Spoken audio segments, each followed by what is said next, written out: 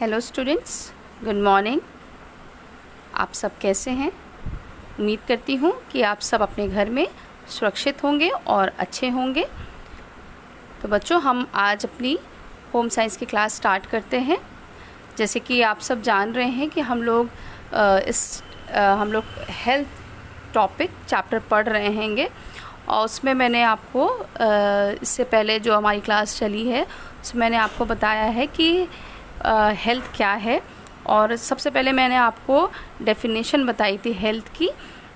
According to World Health Organization WHO, health is a state of complete physical, mental and social well-being, and not merely the absence of disease. It means proper functioning of both the body and the mind. हम इसका मतलब है कि विश्व स्वास्थ्य संगठन WHO के अनुसार स्वास्थ्य जो है वो संपूर्ण शरीर, शारीरिक, मानसिक तथा सामाजिक स्वस्थता की स्थिति है, ना कि केवल रोगों की अनुपस्थिति।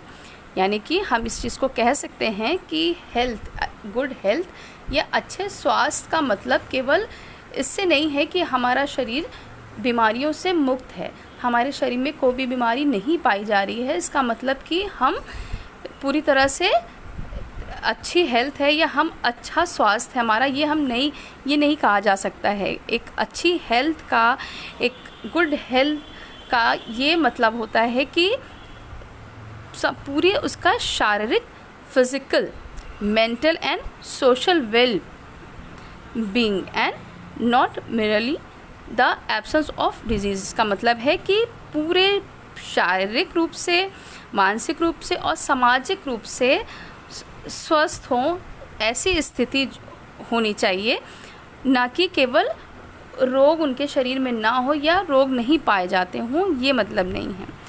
और अर्थात शरीर तथा मस्तिष्क दोनों की सुचारू कार्य प्रणाली, मतलब कि जब हम शारीरिक रूप से और मानसिक रूप से अपने समाज में जो भी हमारी कार्य प्रणाली है, जो भी हम कार्य करते हैं, काम करते हैं, वो सही रूप से चलता है, तब इसका मतलब है कि हम स्वस्थ हैं। ये मैंने आपको पहले भी बताया था, थोड़ा मैंने उसको आपको रिवीजन करा दिया है।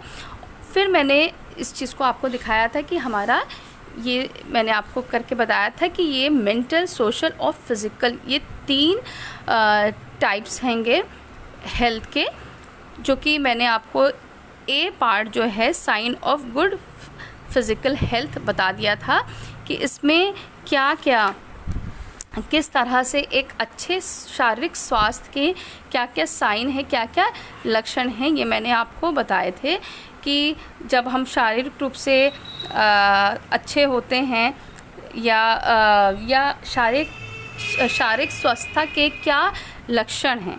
आपका शरीर क्या होता है, स्वस्थ होता है तो आपको सब कुछ अच्छा लगता है, आप अपने आप में बहुत एनर्जी महसूस करते हैं, ऊर्जापूर्ण, है ना, और बहुत एक्टिव रहते हैं।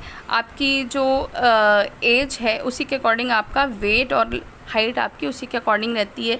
ये सब मैंने आपको लास्ट वीडियो में बताया था, जो कि हमारा ए पार्ट था, अच्छे शारीरिक स्वास्थ्य के लक्षण, sign of good physical health. आज हम लोग बच्चों अपना इस चैप्टर का बी पार्ट देखेंगे, जो है sign of good mental health.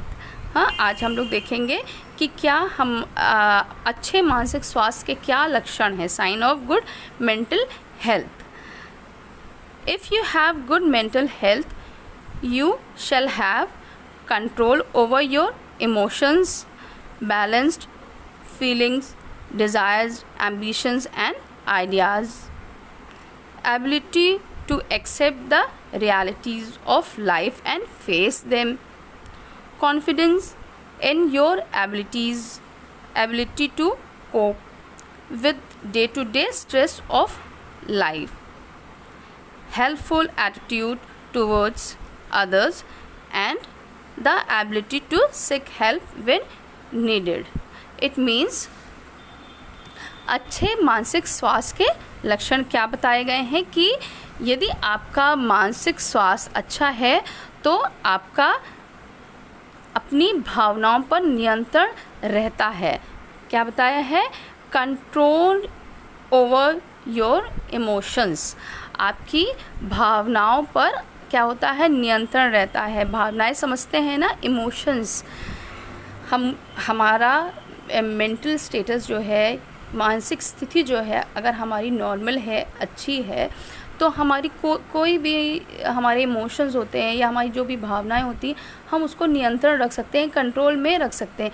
कब हमें हर इंसान को कोई ना कोई चीज़ जो है वो फील होती है ना, चाहे दुख हो, चाहे सुख हो, चाहे अच्छा लग रहा हो, चाहे बुरा लग रहा हो, चाहे कुछ भी है, इमोशन सबके अंदर होता है और सबको महसूस फीलिंग होती है ना, महसूस होता है। मगर जब इंसान का मेंटल स्टेटस जो है, यानी कि मानसिक स्थिति जो है, वो आपके नियंत्रण में है, तो आप अपने आप में उसको कंट्रोल कर सकते हो ना। कभी भी ऐसा होता है कि हम कभी कभी बहुत इमोशनल हो जाते हैं। हमें क्या होता है, कोई की बातें सुन लेते हैं या बहुत वैसी कुछ दुख भरी बात सुन लेते हैं, हम बहुत इमोशनल हो जाते हैं, हमें आंसू आ जाता है, रोने का मन करता है, या मगर हम क्या करते हैं, उसको हम कंट्रोल कर लेते हैं, क्योंकि हम क्या करते हैं, हमको ये लगता है, हमको ये समझ में आता है कि ये जो जिस माहौल में हम अभी हैं वहाँ पे शायद हमारा रोना सही ना हो, या इसके ऑपोजिट हम ये कह सकते हैं कि कभी कभी हमें कोई चीज़ बहुत हंसी आती है, बहुत खुशी होती है या कुछ भी, तो हम उस चीज़ को जानते हैं कि ये इस समय किस तरह की स्थिति में हम बैठे हैं या हम हैं, तो हमें क्या करना चाहिए, क्या नहीं करना चाहिए, है ना। तो ये क्या होता है, हमारे इमोशंस हम क्या करते हैं, कंट्रोल कर लेते हैं, नियंत्रण कर लेते हैं। और ये तब होता है जब हमारी मेंटल स्टेटस, यानी कि हमारी मानसिक स्थिति जो है वो अच्छी है, ठीक है, अच्छी है, स्वस्थ हैं हम, हमारे अंदर वो क्षमता है कि हम सोच सकते हैं कि हमें कब क्या करना है और क्या करना चाहिए। हाँ, तो हम अपने आप को उसी के जो हमारी परिस्थितियां हैं या जो जिस सिचुएशन में हम हैं उसी के अकॉर्डिंग हम अपना काम को करते हैंगे। तो कहने का ये इसका मीनिंग है कि हम पूरी तरह से ओवरऑल जो भी हमारे इमोशंस होते हैं उनको हम कंट्रोल कर सकते हैं, अपनी भावनाओं को नियंत्रण रखते हैं। ठीक है। फिर दूसरा, इच्छाओं, आकांक्षाओं, लक्ष्य तथा विचारों में संतुलन होता हैगा। क्या बताया है? Balanced feeling, desire, ambitions and ideas. जो भी हमारी इच्छाएं हैं, हाँ, जो भी हमारी आकांक्षाएं हैं, जो हमारे सपने हैं, या जो हमारे लक्ष्य हैं, या जो हमारे थॉट्स हैं, विचार हैं, उनमें हम क्या करते हैं, बैलेंस बनाए रखते हैं ना, संतुलन बनाए रखते हैं। हमारी इच्छा बहुत चीज़ की होती है। हाँ, अभी आप बच्चे हो, आपको कुछ भी, आप कहीं जाते हो, आपको ड्रेस अच्छे लग जाते हैं, आपको कोई खाने की चीज़ अच्छी लग जाती है, या यही सब इच्छाएं नहीं होती, और भी बहुत सी इच्छाएं होती हैं। तो जब हमारी मानसिक स्थिति सही है तो हम क्या करते हैं, हम उसमें बैलेंस बनाए रहते हैं ना, क्योंकि हमें मालूम है कि हमें कब क्या मिलेगा, या क्या हमें कब चाहिए है, या क्या कब हमारे लिए ज़रूरी है।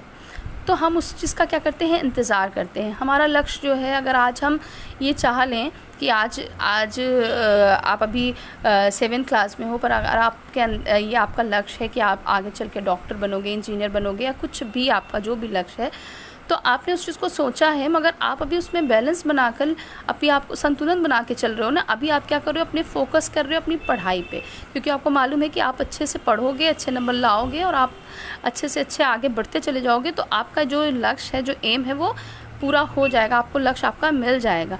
पर एकदम से कोई चीज़ अगर आप चाहो कि तुरंत मिल जाए, तुरंत हमारा लक्ष्य पूरा हो जाए, तुरंत आज ही हम बन जाए आज ही, तो ये चीज़ पॉसिबल नहीं है, नहीं हो सकता है ना। तो ये सारी चीज़ जो सोचने की जो क्षमता है वो हमें कहाँ से होती है, हमारे दिमाग से ना, हमारे जो हमारे मेंटल स्टेटस है या हमारी मानसिक स्थिति जो है वही हमको इस चीज़ को सोचने के लिए हमको इतनी सक्षम बनाती है कि हम सोच सकते हैं कि ये जो चीज़ है जो वो एक समय आने पर ही पूरा हो सकता है या पूरा होगा। तो हम क्या करते हैं, उसमें बैलेंस बना के, संतुलन बना के चलते रहते हैं। ठीक है। फिर है जीवन की वास्तविकताओं को स्वीकार करने तथा उनका सामना करने में सक्षम होते हैं। Ability to accept the realities of life and face them. जब हम आप देखे होंगे कि कोई भी कोई भी व्यक्ति, अगर आपने ऐसा कभी देखा होगा जो नॉर्मल नहीं हो, तो वो क्या करता है, जीवन की जो भी उसकी सच्चाइयाँ हैं उनसे घबरा जाता है या सामना नहीं कर पाता है या करने की उसके अंदर क्षमता नहीं होती है या इधर उधर घबराहट में इधर उधर होने लग जाता है। मगर एक वहीं पे आप सही इंसान जो दिमाग से सही है वो इंसान क्या करेगा, जीवन की जो भी वास्तविकता है, जो भी रियलिटीज़ जो हैं उनको क्या करेगा, एक्सेप्ट करेगा, स्वीकार करेगा ना। जो भी, चाहे जीवन में कोई भी उतार चढ़ाव आ रहे हों, चाहे अच्छे दिन हो, चाहे जैसे भी दिन हो, चाहे उसको कोई भी तकलीफ़ वाले दिन भी होते हैं। हर एक जीवन में कोई भी व्यक्ति ये नहीं कह सकता है कि हम पूरे समय हम खुश रहते हैं, या कोई नहीं कह सकता कि हमारे पास सब कुछ है, ये नहीं हो कह सकता है ना। हर एक जन के अंदर कुछ ना कुछ उसके अंदर रहता है कि हमको ये करना है या ये चाहिए है, या सुख आता है तो दुख भी आता है, फिर दुख भी, जैसे सुख बहुत समय तक नहीं रहता किसी के पास, तो दुख भी नहीं रहता है। तो ये क्या है, पहलू हैं जीवन के जो कि आते जाते रहते हैं। और जो एक सही मानसिक दशा में जो एक सही व्यक्ति है वो क्या करता है, जो भी उतार चढ़ाव या जैसी भी जीवन की उसकी रियलिटी है, जो वास्तविकता है, उसको क्या करता है, स्वीकार करता है, एक्सेप्ट करता है। और उसके साथ ही साथ सिर्फ एक्सेप्ट ही नहीं करता है, उसका क्या करता है, उसको फेस भी करता है, उसका सामना भी करता है। कैसे कि जब अगर एक सपोज़ कीजिए कोई फैमिली है, वहाँ पर फाइनेंशियली प्रॉब्लम है, तो उस घर के जो गार्जियन होंगे, जो पेरेंट्स होंगे, क्या करेंगे, अगर वो पूरी तरह से स्ट्रॉन्ग है या मेंटल वो बिल्कुल तरह से हेल्दी हैं, स्वस्थ हैं, तो वो घबराएंगे नहीं, है ना, क्योंकि उन्हें मालूम है कि वो क्या हैं, अपने फैमिली के पिलर हैं। और अगर वो घबराएंगे तो फिर उनके बच्चे या और लोग जो हैं वो कैसे उस चीज़ को संभाल पाएंगे ना। तो उन लोग क्या करते हैं, कोई रास्ता निकालेंगे, देखेंगे कि क्या करना चाहिए हमें या किस तरह से कैसे हमारा घर चलेगा। तो पेरेंट्स जो हैं वो क्या करते हैं, रास्ता निकालते हैं। हाँ, और इस चीज़ को मैं आपको एक एग्जाम्पल दे रही हूँ, मगर ये सच्चाई है। आपने देखा होगा हर घर में ये चीज़ होता है। तो इस तरह से क्या करते हैं, मम्मी पापा हैं, पेरेंट्स हैं जो हैं, वो लोग क्या करते हैं, एक्सेप्ट भी करते हैं और उसके बाद उसका सामना भी करते हैं, उसको फेस भी करते हैं, उसका सॉल्यूशन निकालते हैं कि कैसे करा जाए, या इस चीज़ को कोई प्रॉब्लम है तो उसका सॉल्यूशन कैसे निकाला जाए। तो इस तरह से बच्चों, जो एक अच्छे दिमाग के, अच्छे मानसिक स्वास्थ्य जो लोग होते हैं, उनके लक्षण क्या दिखाई देते हैं कि वो जो भी जीवन की वास्तविकता होती है उनको स्वीकार करते हैं, उसके साथ ही साथ उनको फेस करते हैं, उनका सामना करते हैं। फिर अपनी अक्षमताओं के प्रति आत्मविश्वास उत्पन्न होता है। हाँ, जो भी व्यक्ति क्या होता है, दिमाग से अच्छा होता है, वो कॉन्फिडेंस इन योर एबिलिटीज़, अपनी क्षमताओं के प्रति आत्मविश्वास उत्पन्न होता है। आपकी जो भी आपकी एबिलिटीज़ हैं, जो भी आपकी क्षमताएं हैं, क्या होता है उसमें जो एक अच्छा व्यक्ति है दिमाग से, तो वो क्या करेगा, जो अच्छा जिसके अंदर मालूम है कि हमारी क्या क्षमता है, क्या एबिलिटी है, उसके प्रति वो आत्मविश्वास रखता है कि हाँ, मैं ये कर सकता हूँ या मैं ये कर लूँगा। क्योंकि उसको मालूम है कि उसकी क्या एबिलिटी है, उसकी क्या क्षमता है, उसको मालूम है, और वो व्यक्ति उस काम को करने में उसको आत्मविश्वास यानी कि पूरा वो कॉन्फिडेंस रहेगा कि मैं इस काम को कर सकता हूँ, या मैं इस प्रॉब्लम को फेस कर सकता हूँ, या मैं इस प्रॉब्लम का सॉल्यूशन निकाल सकता हूँ। तो इस तरह से उस व्यक्ति के अंदर पूरी तरह से क्या होगा, आत्मविश्वास बना रहता है। अन्य व्यक्तियों के प्रति संयोग की भावना रहती है कि जब आप अपने दिमागी तौर से ठीक हैं तो आप अपनी तो मदद करते हैं, उसके साथ ही साथ आप क्या करते हैं, दूसरे अन्य व्यक्तियों के प्रति भी आपको संयोग की भावना जो है वो बनी रहती है। हाँ, कोई अच्छा व्यक्ति है, दिमागी रूप से जो व्यक्ति स्वस्थ है, जो अपने लिए कोई भी वो प्रॉब्लम का सलूशन निकाल सकता है, वही व्यक्ति दूसरों के प्रति भी संयोग कर सकता है, या दूसरों की भावनाओं को भी समझ सकता है, या उनकी हेल्प कर सकता है ना। तो इस तरह से जो अच्छा व्यक्ति है वो दूसरों के प्रति भी संयोग की भावना जो है वो रखता है। फिर आवश्यकता पड़ने पर दूसरों की मदद लेने की क्षमता विकसित होती है। और क्या बताया गया है, सिर्फ ऐसे व्यक्ति सिर्फ दूसरों की ही मदद नहीं कर सकते हैं, बल्कि हेल्पफुल एटीट्यूड टूवर्ड्स अदर्स, यानी कि आवश्यकता पड़ने पर others and the ability to seek help when needed, यानी कि आवश्यकता पड़ने पर वो दूसरों की मदद लेने की क्षमता भी उसके अंदर होती है। कभी कभी ऐसा होता है, हमारे जीवन में आता है कि कोई ऐसी प्रॉब्लम हमें आ जाती है या हो जाती है कि हम बहुत सोचते हैं और हम सॉल्यूशन नहीं निकाल पाते हैं, और हम सोचते हैं कि अब हमें अपने इस इंसान से, जो हमारा कोई करीबी, कोई हमारा रिलेटिव हो, हमारे अपने बड़े हों, पेरेंट्स हों, दादा दादी हों, नाना नानी हों, हमारे कोई अपने बेस्ट फ्रेंड्स हों, या हमारी कोई अपनी टीचर हों, हाँ, कोई जिन्हें हमको जिससे हमें महसूस होता है कि जिनसे हमें हेल्प मिल सकती है, या जो हमारी फीलिंग को समझ सकते हैं। ऐसे भी रिलेशन होते हैं जो इंसान को बहुत हेल्पफुल होते हैं, हेल्प देते हैं, उसके साथ ही साथ बहुत खुशी देते हैं, उनको समझने की क्षमता उनके अंदर होती है कि वो उसको समझ सकें। तो कभी कभी हमें होता है कि हम नहीं समझ पा रहे हैं, हम नहीं सॉल्व कर पा रहे हैं इस प्रॉब्लम को, या हम सॉल्यूशन नहीं निकाल पा रहे हैं, तो हमको लगता है कि हमें उनसे बात करनी चाहिए, जो हमारे अपने बड़े हैं, या हमारी टीचर हैं, या जिनसे हम अपनी बात को कह सकते हैं। हमें लगता है कि हम उनसे कहेंगे तो वो हमारी बात को सुनेंगे, समझेंगे, और हमारी ये प्रॉब्लम जो है उसका सॉल्यूशन उन लोग ज़रूर से निकालेंगे, कुछ ना कुछ तो हमें रास्ता बताएंगे कि हमें क्या करना चाहिए। तो ये सारी चीज़ें जो हैं वो हम कब सोच सकते हैं, जब हमारा मेंटल स्टेटस यानी कि हमारा मानसिक स्थिति जो है वो हमारी स्वस्थ है, अच्छी है, तभी तो हम ये चीज़ सोच पाएंगे ना।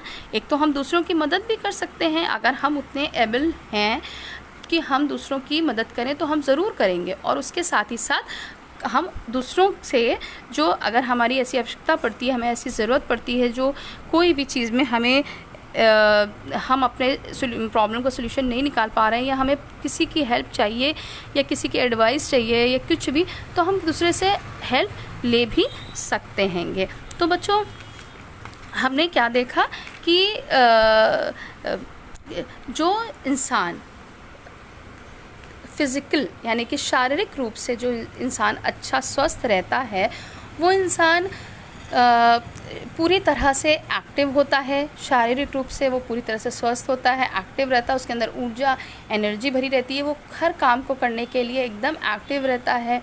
और उसके साथ साथ हमने क्या देखा कि जो व्यक्ति मानसिक यानी कि गुड मेंटल हेल्थ जिसकी होती है, तो वो वो उसके अंदर ये सारे साइन जो हैं, ये सारे लक्षण जो है वो दिखाई देते हैं। वो अपनी भावनाओं को, अपने इमोशंस को कंट्रोल कर सकता है, वो अपनी इच्छाओं को, विचारों को, लक्ष्यों को, इन सारी चीज़ों को में संतुलन, बैलेंस बनाकर चलता है। जीवन की सच्चाइयों को, जो फैक्ट्स होते हैं, जो सच्चाइयाँ हैं, रियलिटीज़ हैं, जो उनको एक्सेप्ट करता है, और उसके साथ साथ उनको फेस भी करता है, उनका सामना करता है।